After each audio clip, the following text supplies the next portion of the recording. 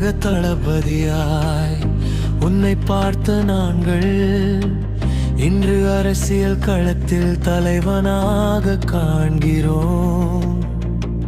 மக்கள் இயக்கம் பிறந்தது உன் ஒரு பார்வையிலே, இன்று அது வெற்றி கழகமாய் எழுந்து நிற்குது உலகிலே. எங்கள் தளபதியே, நீ வந்த பாதை உண்மைதே.